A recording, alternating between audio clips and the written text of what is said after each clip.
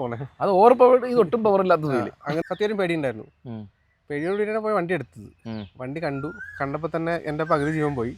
കാരണം നമ്മൾ ഒരിക്കലും എക്സ്പെക്ട് ചെയ്ത് ഇവിടുന്ന് തൃശ്ശൂരൊക്കെ സാകുമ്പോൾ ആവറേജ് കാണിക്കുന്നത് 41.7 ഒക്കെയാണ്. അതിന് 41.2 അതിന് സ്ക്രീൻഷോട്ട് ഞാൻ ഫോട്ടോ എടുത്ത് വെച്ചിട്ടുണ്ട്. അതിന് അതുപോലെ തന്നെ വണ്ടിയുടെ പെർഫോമൻസിൽ എന്തെങ്കിലും പോരായ്മയായിട്ട് വല്ലതും തോന്നുന്നുണ്ടോ? ഇതില് ആ ഒരു ഓയിൽ ഒഴിച്ചത് കൊണ്ട് വേറെ ബുദ്ധിമുട്ടായിട്ടൊന്നും ഇതുവരെ ഒരു ഒരു എന്താ പറയുക അസ്വാഭാവികത വല്ലതും ഇല്ലല്ലോ? ഒന്നുമില്ല. എന്നെ സംബന്ധിച്ചിടത്തോളം എനിക്ക് ഓക്കെയാണ്. അങ്ങനെ വരാൻ വഴിയില്ല ബ്രോ. കാര്യം ഈ ക്വാളിറ്റി എങ്ങനെയുണ്ട്? സാധാരണ ടി വി എസിന്റെ വളരെ മോശമാണെന്നാണ് പൊതുവേ ഉള്ളൊരു അഭിപ്രായം. ഇതിലൊരു കോൺട്രാക്ടറി സ്റ്റേറ്റ്മെന്റ് എന്താ? യെസ്, ഇന്ന് നമ്മളൊരു ഓണർഷിപ്പ് റിവ്യൂ പോഡ്കാസ്റ്റാണ് ചെയ്യാനായിട്ട് ഉദ്ദേശിക്കുന്നത്. വളരെ ചെറിയൊരു പോഡ്കാസ്റ്റ് ആയിരിക്കും. കാര്യം വലിയൊരു ലോങ് ഓണർഷിപ്പ് റിവ്യൂ അല്ല. നിങ്ങൾക്ക് എല്ലാവർക്കും അറിയാം, നമ്മുടെ മുന്നിലിരിക്കുന്നത് ഇന്ത്യയിലെ കേരളത്തിലെ ഏറ്റവും കൂടുതൽ മൊത്തത്തിൽ ദ വോൾ കൺട്രി വെയിറ്റ് ചെയ്യിക്കുന്ന മോസ്റ്റ് വെയിറ്റ് ചെയ്തിരിക്കുന്ന ഒരു മോട്ടോർ സൈക്കിളാണ്. ഒരു വലിയ കോളിളക്കം സൃഷ്ടിച്ചു. 2 ലക്ഷത്തിന് താഴെ ഓൺ റോഡല്ല എക്സ്ഷോറൂം പ്രൈസിൽ അഡ്വഞ്ചർ സെഗ്മെൻറ്റിലോട്ട് ഈ ഒരു 300cc ടി വി എസ് അങ്ങോട്ട് ഇറക്കി വിട്ടു. ഒരുപാട് മോട്ടോർ സൈക്കിൾസിൻ്റെ കട്ടയും പടയും പൂട്ടി. പക്ഷേ ഒരു വിഷയം എന്ന് വെച്ച് കഴിഞ്ഞാൽ വണ്ടി ഒക്ടോബറിൽ ഇറങ്ങിയിട്ട് ഇതുവരെ ഒരു 50% ആൾക്കാർക്ക് പോലും കൊടുത്തിട്ടില്ല. അത് ഭയങ്കരമായിട്ടുള്ള ഹെവി മാസീവ് ബുക്കിംഗ് വന്നതുകൊണ്ടാണ്.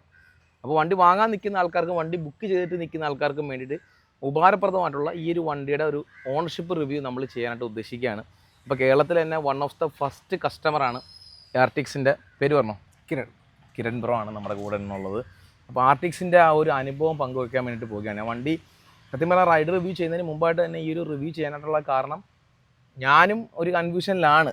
ഈ ഒരു വണ്ടി എടുക്കണോ ADV 300 എടുക്കണമെന്ന്? ഒരുപാട് ഓപ്ഷൻ ഉണ്ടല്ലോ ഇപ്പോൾ ADVയിൽ. അതെ, എന്തുകൊണ്ടാണ് ആർട്ടിക്സിലോട്ട് വന്നത്? ഒരു ഓവർവ്യൂ അല്ലേ? ഞാൻ ഫസ്റ്റ് ആർട്ടിക്സ് എടുക്കാനല്ല ഉദ്ദേശിച്ചത്. കാരണം ഞാൻ ആദ്യം ഉദ്ദേശിച്ചിട്ടുണ്ടായിരുന്നത് എൻ്റെ ഒരു ബൈക്കിംഗ് ഹാബിറ്റ് എന്ന് പറഞ്ഞു കഴിഞ്ഞാൽ ഒരു ലാസ്റ്റ് ഉപയോഗിച്ച ബൈക്ക് എന്ന് പറയാനാണ്ട് ബുള്ളറ്റ് 350 ആയിരുന്നു. ബുള്ളറ്റ് 350 ഞാൻ കൊടുത്ത ശേഷം കൊടുക്കാനുള്ള കാരണം എന്ന് വെച്ച് കഴിഞ്ഞാൽ ബൈക്കിംഗ് കൾച്ചർ വേണ്ട, പ്യുവർലി കാറിലോട്ട് മൂവ് ചെയ്യാം എന്നുള്ള കൺസെപ്റ്റിലാണ് ഞാൻ ബുള്ളറ്റ് എൻ്റെ ലാസ്റ്റ് ബൈക്കായിട്ടുള്ള ബുള്ളറ്റും കൊടുത്തത്. അപ്പം അതിന് മുമ്പാണെന്നുണ്ടെങ്കിൽ 10-20 വർഷത്തോളം ഞാൻ ബൈക്കിംഗ് ഉപയോഗിക്കുന്നുണ്ട്, പല ബൈക്സായിട്ട്. സ്റ്റാർട്ടിങ് വിത്ത് ഒരു അഡ്രീനോ എന്ന് പറഞ്ഞിട്ട് LML അഡ്രീനോ മുതലുള്ള വണ്ടികളായിട്ടാണ് ഉപയോഗിച്ചിട്ടുണ്ട്, പല വണ്ടികളായിട്ട്. അപ്പം അതിനുശേഷം ബൈക്കില്ലാന്ന് തോന്നിയപ്പോൾ ഞാനൊരു കസിൻ്റെ സ്ക്രാമാണ് കുറച്ച് കാലം ഉപയോഗിച്ചത്. സ്ക്രാം 411 ഹിമാലയൻ സ്ക്രാം 411 ആയിട്ട്. ഹിമാലയൻ അല്ലായിരുന്നു, ജസ്റ്റ് സ്ക്രാം 411. ഹിമാലയൻ ഉണ്ടായിരുന്നു അതിനകത്ത്. അപ്പോൾ അത് ആണ് കുറച്ചൊരു 1-1.5 മാസം ഉപയോഗിച്ചു. പിന്നെ ആ പുള്ളി പുറത്തുനിന്ന് വന്നു, ആ വണ്ടി തിരിച്ചു കൊണ്ടുപോയി. പുള്ളി ആർമിയിലായിരുന്നു. അപ്പോൾ ആർമിയിൽ നിന്ന് വന്ന് ആ വണ്ടി തിരിച്ച് കൊണ്ടുപോയ സമയത്താണ് എനിക്ക് ശരിക്കും റിഗ്രറ്റ് ആയത്. ഒരു ബൈക്കില്ലാത്തതിൻ്റെ ബുദ്ധിമുട്ടുകൾ ഫീൽ ചെയ്യാൻ തുടങ്ങി. ഉള്ളിലുള്ള ബൈക്കർ പുറത്ത് വന്നു തുടങ്ങി. അതെ, പുറത്ത് വന്നു തുടങ്ങി. അപ്പോൾ ഞാൻ വിചാരിച്ചു ശരി, ഒരു കാര്യം ചെയ്യാം, ഞാൻ പോയിട്ട് ഒരു ടെസ്റ്റ് ഡ്രൈവ് ചെയ്യാം. എന്തായാലും 411 ഇരുന്നത്. അപ്പോൾ 411 നിർത്തി 440 ഇറങ്ങി. അപ്പോൾ 440 ഞാൻ ടെസ്റ്റ് ഡ്രൈവ് ചെയ്തു. ടെസ്റ്റ് ഡ്രൈവ് ചെയ്ത സമയത്ത് എനിക്ക് വണ്ടി ഓക്കെ എന്ന് തോന്നി. പക്ഷേ എൻ്റെ പ്രൈസ് റേഞ്ച് വന്നപ്പോൾ 3.2 lakhs എന്നുള്ളൊരു ബ്രാക്കറ്റിൽ വന്നു. കാരണം വണ്ടിയുടെ വില കുറവാണ്, പക്ഷെ വണ്ടിയുടെ ഈ CCയുടെ ഒരു വാല്യൂവും 2 lakhs മുകളിലുള്ള വാല്യൂ വരുമ്പോൾ ആ ടാക്സ് വാല്യൂ ആണ് ഭയങ്കര ഹ്യൂജ് ആയിട്ട് വരുന്നത്. അത് വണ്ടിയുടെ വില 1.9 lakh കൂടുതലായിരുന്നു.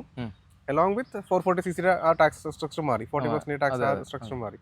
പക്ഷെ അപ്പോൾ വരുമ്പോൾ 3.2 lakh അടുത്ത് അതിൻ്റെ വണ്ടിയുടെ വില വന്നു. അതിനുള്ള വണ്ടി ഉണ്ടെന്ന് തോന്നുന്നില്ലല്ലേ? വണ്ടി ഉണ്ട്, പക്ഷെ ആ ഒരു പ്രൈസ് വർത്തിന് ഒരു കൺസേൺ ആയിരുന്നു അത്. ആ ടാക്സ് സ്ട്രക്ചർ മാറുന്നതിന് മുമ്പ് 2.8 സംതിങ് എങ്ങനെയായിരുന്നു. അപ്പോൾ ഓക്കെ ആണ്. പിന്നെ അത് കഴിഞ്ഞിട്ടാണ് ഞാൻ KTM 250 ഓടിച്ചു. KTM 250 ആണെങ്കിലും ഈ പറഞ്ഞ 3 point something റേഞ്ച് ബക്കറ്റിലാണ് വരുന്നത്. കമ്പയർ ടു ആർട്ടിക്സ് നോക്കുമ്പോൾ ഭയങ്കര ഓവർ പ്രൈസിലാണ്. അല്ല, പ്രൈസ് അല്ല, അതിൽ കാരണം 2 കാരണമുണ്ട്. ഒന്ന്, പ്രൈസ് ഡിഫറൻസസ് ഉണ്ട്. 2, ഭയങ്കര ലീനിയർ ആയിട്ടുള്ള വണ്ടിയാണ്.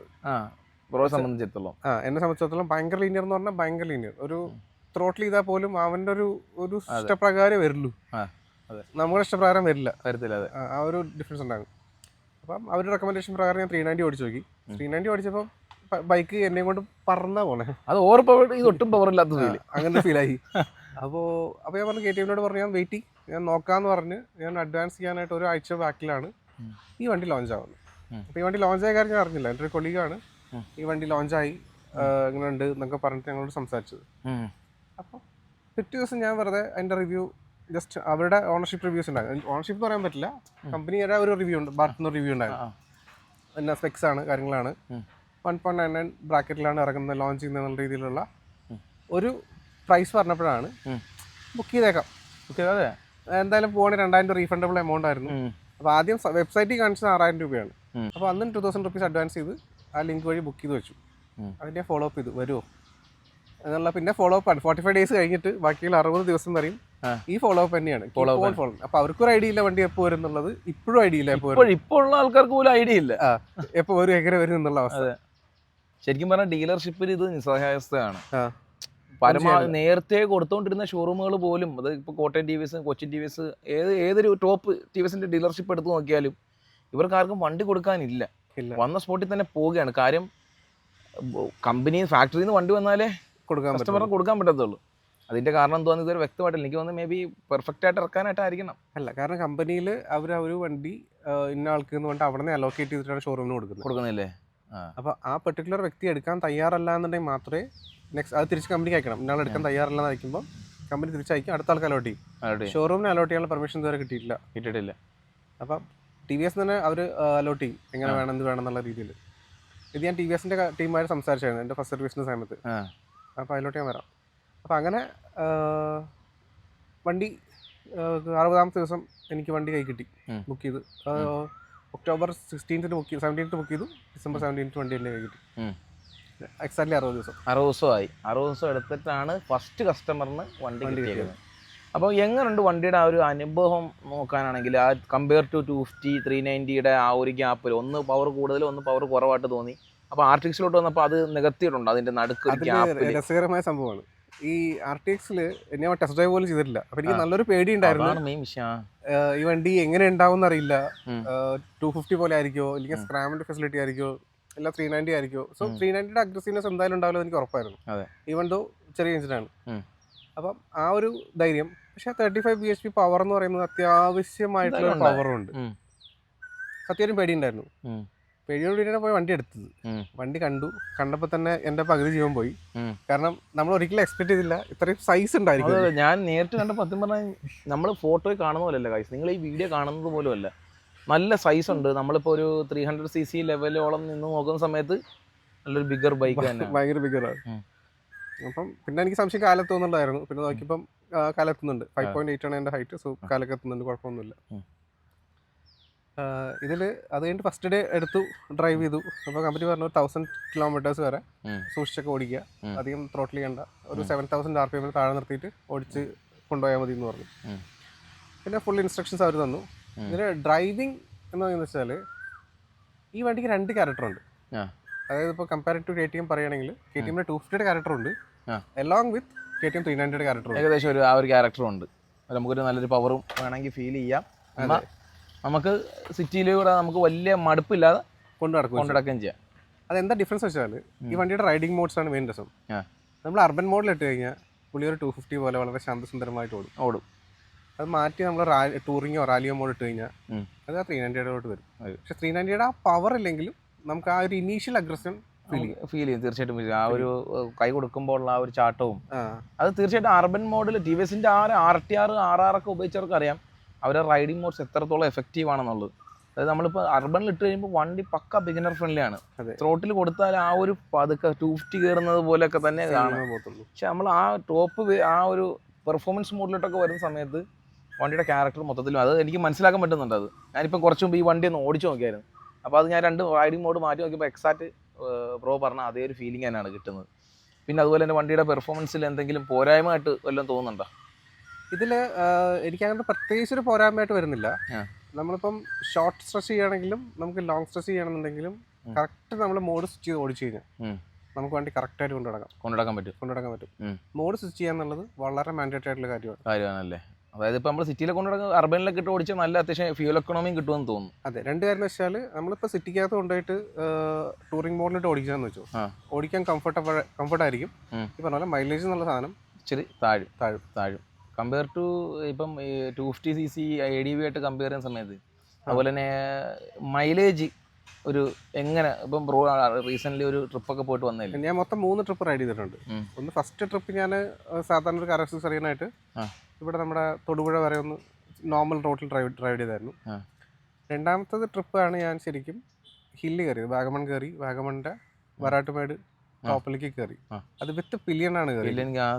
ഹൈ ആൾട്ടിറ്റ്യൂഡുള്ള സ്ഥലമല്ലേ? അല്ല, ആ റോഡും അങ്ങനെ ഭയങ്കര ഒരു എന്താ പറയുക മൊത്തം പൊടിയും ഡസ്റ്റും ട്രയൽസും എല്ലാം ഉണ്ടായിരുന്നു.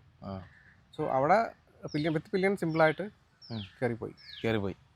മൈലേജ് മീറ്ററിൽ ഇപ്പോൾ അന്നേരം ഏതൊരു ലെവലൊക്കെ? അന്നേരം 28 വരെ കാണിച്ചിട്ടുണ്ടായിരുന്നു. ലോങ് റൈഡിൽ 28 വരെ കിട്ടുമല്ലോ. അല്ല, വേറെ ഇത് ഞാൻ ഇപ്പം ലാസ്റ്റ് 1 മാസത്തിനുകൂടി വഴി ഒന്ന് ഊട്ടിക്ക് ഇറങ്ങാൻ പോയായിരുന്നു. വിത്ത് പില്ലിയനാണ്. എൻ്റെ ഒരു 90% ഡ്രൈവും വിത്ത് പില്ലിയനാണ്. ബുള്ളറ്റ് ഉണ്ടായിരുന്ന സമയത്ത് എൻ്റെ വൈഫ് ഓടി വന്നു കഴിഞ്ഞാൽ 40 കിലോമീറ്റേഴ്സാണ് വൈഫിൽ ഇരിക്കത്തുള്ളൂ. അതിൻ്റെ അപ്പുറം ഇരിക്കില്ല. Maximum 40 kilometres. ഭയങ്കര ക്ലാസിക് ആയിരുന്നു, ബുള്ളറ്റ് ആയിരുന്നു? സാധാരണ ബുള്ളറ്റ് ആയിരുന്നു. അതിന് മുമ്പ് ഞാൻ ക്ലാസിക്കിന് മാറിയിട്ടാണ് ഞാൻ ബുള്ളറ്റിട്ട് വന്നത്. ഭയങ്കര ഷോക്കാണ്. 40 ആണ്. ഈവൻ സ്ക്രാം ആയിരുന്നപ്പോൾ പോലും ഞങ്ങൾ മാക്സിമം പോയിരിക്കുന്നത് 25-30 കിലോമീറ്റർ ആണ്.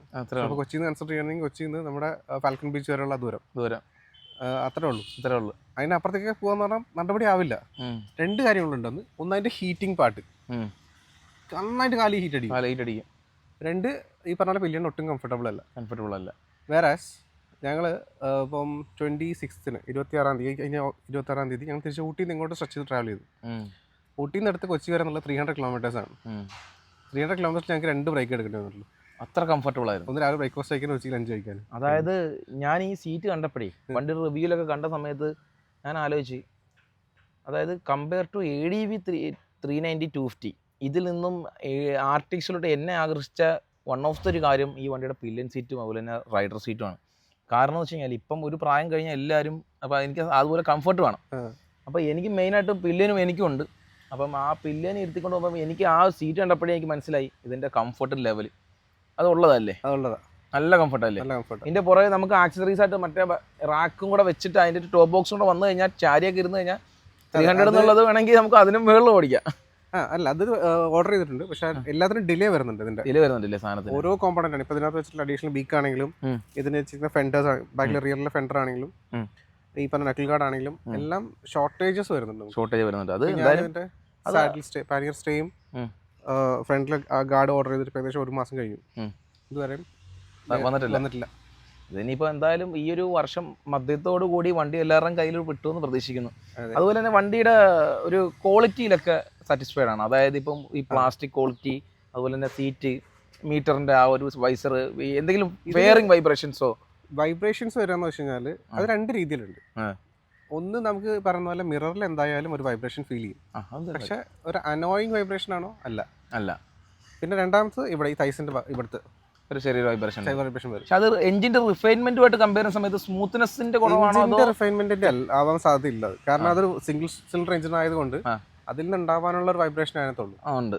അതുപോലെ തന്നെ എഞ്ചിൻ സ്മൂത്ത് അല്ലേ കമ്പയർ ടു? അതെ, ഫസ്റ്റ് സർവീസ് വരെയും സെക്കൻഡ് അതിന്റെ ഓയിൽ മാറിയിട്ടും വലിയ ഡിഫറൻസസ് ഒന്നും ഉണ്ടായിട്ടില്ല. സെയിം രീതി തന്നെ സൗണ്ടും സെയിം രീതി തന്നെ സ്മൂത്ത്നെസ് എല്ലാം തന്നെ ഉണ്ട്. അതുപോലെ തന്നെ വണ്ടിയിൽ ഇപ്പം ആ ഒരു സർവീസ് ക്വാളിറ്റി എങ്ങനെയുണ്ട്? സാധാരണ TVSന്റെ വളരെ മോശമാണെന്നാണ് പൊതുവേ ഉള്ളൊരു അഭിപ്രായം. ഇതിലൊരു കോൺട്രഡിക്ടറി സ്റ്റേറ്റ്മെന്റ് എന്താണെന്ന് വെച്ചാൽ, ഞാൻ ഫസ്റ്റ് ഉപയോഗിച്ച ഓൺ ചെയ്ത വണ്ടി, ഞാൻ സ്വന്തമായിട്ട് ഓൺ ചെയ്ത വണ്ടി എന്ന് പറയുകയാണെങ്കിൽ അപ്പാച്ചിയുടെ 150cc വണ്ടിയായിരുന്നു. അത് കഴിഞ്ഞിട്ട് 160cc ആയിരുന്നു. അപ്ഗ്രേഡ് ചെയ്ത് 160 ആക്കി. പിന്നെ അതിനുശേഷം എൻ്റെ അമ്മയുടെ ആണെങ്കിലും ജൂപ്പിറ്റർ ആയിരുന്നു, എൻ്റെ വൈഫിൻ്റെ ആണെങ്കിലും ജൂപ്പിറ്റർ ആണ്. സോ അത് കഴിഞ്ഞിട്ട് ഞാൻ ഉപയോഗിച്ച എൻ്റെ ഫ്രണ്ട്സിൻ്റെ എല്ലാം TVS ഉണ്ട്. ഇവർക്ക് ആർക്കും ഈ TVSന്റെ സർവീസ് ഇതുവരെ മോശമായിട്ട് ഫീൽ ചെയ്തിട്ടില്ല. ഇവിടെ എനിക്ക് പോലും ഫീൽ ചെയ്തിട്ടില്ല. അതൊരു കാരണം വെച്ച് കഴിഞ്ഞാൽ TVS എന്ന് പറഞ്ഞ ബ്രാൻഡിൻ്റെ ആ ഒരു ക്രെഡിബിലിറ്റി ഇപ്പം കൂടി തുടങ്ങിയിട്ട് ഒരു കുറച്ച് വർഷങ്ങളാവുന്നേ ഉള്ളൂ. അതായത് അപ്പാഷിക്ക് മുമ്പ് ഈ ഒരു RR30 മുമ്പൊക്കെ ഈ ഒരു BMW ആയിട്ടുള്ള കൊളാബറേഷന് തൊട്ട് മുമ്പായിട്ടൊക്കെ TVSന്റെ. അപ്പോൾ നമ്മൾ പറഞ്ഞുകൊണ്ടിരിക്കുന്ന കൂട്ടത്തിൽ നമ്മുടെ ഫോണ് ചൂടായിട്ട് ഒന്ന് ഓവർ ഹീറ്റായിട്ട് നിന്ന് പോയി. മികച്ച അഭിപ്രായം തന്നെയാണ്. ബ്രോയ്ക്ക് ഇതുവരെ അങ്ങനെ ഒരു ബുദ്ധിമുട്ടായിട്ടൊന്നും ഉണ്ടായിട്ടില്ല, തോന്നിട്ടില്ല. പിന്നെ ഫസ്റ്റ് സർവീസ് കോസ്റ്റ് ഒക്കെ എങ്ങനെയായി? അത് ഒരു 2500 രൂപ. 2500 രൂപ അടുത്തായില്ലേ? 2500 രൂപ. ഈ 2500 എന്ന് പറയുമ്പോൾ അത് വലിയൊരു എമൗണ്ട് ആയിട്ട് തോന്നുന്നുണ്ടോ? അതോ അതിനകത്താകെ 3 കോമ്പണന്റ് ഉണ്ടായിരുന്നുള്ളൂ. ഒന്ന് എഞ്ചിൻ ഓയിൽ, അതിൻ്റെ ഓയിൽ ഫിൽറ്റർ, പിന്നെ ഒരു കുറച്ച് അതിൻ്റെ കൺസ്യൂമബിൾ പാർട്ടായിട്ടുള്ള സാധനം. നമ്മൾ കുറച്ച് മുമ്പ് സംസാരിച്ചു, ഫോൺ ഓഫ് ആകുന്നതിന് മുമ്പായിട്ട് നമ്മൾ സംസാരിച്ചൊരു കാര്യം ഉണ്ടായിരുന്നു. അതായത് ആ ഒരു എഞ്ചിൻ ഓയിലിൻ്റെ ഒരു പ്രശ്നം, ഈ ഒരു വണ്ടിയുടെ എഞ്ചിൻ ഓയിലിൻ്റെ ഒരു പ്രശ്നം എന്ന് പറഞ്ഞാൽ അത് വണ്ടിയുടെ ആ ഒരു കോസ്റ്റാണ്. ആ എഞ്ചിൻ ഓയിലിൻ്റെ കോസ്റ്റാണ് 1800 2000 രൂപ അടുത്ത് വരും. ആ ഒരു റേറ്റിന് എന്തോ വരുന്നുണ്ട്. 1.5 ആണെന്ന് തോന്നുന്നില്ലേ? 5 ലിറ്റർ ആണ് വരുന്നത്. അത് ആ ഒരു ഗ്രേഡ് 5W30 എന്തോ ആണ് റേറ്റ് വരുന്നത്. അപ്പോൾ ഒരുപാട് ആൾക്കാർ പറയുന്നുണ്ട് അതൊരു സാധാരണ ഒരു 300 സിസിക്കോ അല്ലെങ്കിൽ സാധാരണ നോർമൽ സിംഗിൾ സിലിണ്ടറിനോ ഉപയോഗിക്കേണ്ട ഒരു ഓയിലല്ല. അത് എഞ്ചിൻ ഡാമേജ് ആക്കുമെന്ന് പറഞ്ഞിട്ട് റീലൊക്കെ ഒരുപാട് ഞാൻ കണ്ടായിരുന്നു. ടി വി എസ് അങ്ങനെ ഡാമേജ് ആക്കാൻ വഴിയുണ്ട്? അല്ല, ഡാമേജ് ആക്കുന്നല്ല അതിൽ. ആ ഒരു വണ്ടിയുടെ കോസ്റ്റ് ഇപ്പോൾ കമ്പാരിറ്റീവ്ലി നമ്മൾ 1.99 ലാക്ക് ആണ് എക്സ് ഷോറൂം വരുന്ന വണ്ടി. എനിക്ക് ഓൺ റോഡ് കോസ്റ്റ് വന്ന് അറൗണ്ട് 2.48 ആണ് വിത്തൗട്ട് എനി ആക്സറീസ്. അതായത് വണ്ടി ഇൻഷുറൻസ് ടാക്സ് കഴിഞ്ഞ് ഇറങ്ങിയപ്പോൾ തന്നെ 2.48 ആയി. അപ്പോൾ അതിന് ശേഷം ഇതിൻ്റെ കോസ്റ്റിംഗ് പിന്നീട് ഒരു ആക്സറിക്ക് ആഡ് ഓൺ ചെയ്യുന്നതെല്ലാം ഒരു 1500 രൂപ, 2000 രൂപ, 3000 രൂപ എന്ന റേഞ്ചിലാണ്.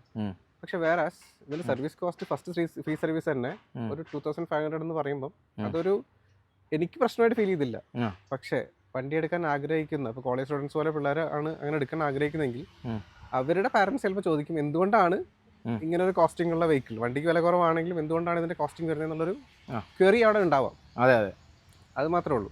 പിന്നെ വണ്ടി എടുക്കുന്ന ആൾക്കാരുടെ കാര്യം എന്ന് വെച്ച് കഴിഞ്ഞാൽ വണ്ടിക്ക് വിലക്കുറവാണെന്ന് ആലോചിക്കുന്നതിനൊപ്പം തന്നെ അവർക്ക് ഉപയോഗിക്കാൻ പറ്റുമോ അല്ലെങ്കിൽ അവരുടെ പർപ്പസ് മീറ്റ് ചെയ്യുമോ എന്നതും കൂടെ നോക്കിയിട്ട് വണ്ടി എടുക്കുക. അപ്പം അതുപോലെ ഇവിടുന്ന് നമ്മൾ ഫസ്റ്റ് സർവീസിന് പോയ സമയത്ത് ഫസ്റ്റ് സർവീസിന്റെ ടൈമിൽ നമുക്ക് ടി വി എസിന്റെ ഫാക്ടറിയിൽ നിന്നുള്ള ടീമും ഉണ്ടായിരുന്നു.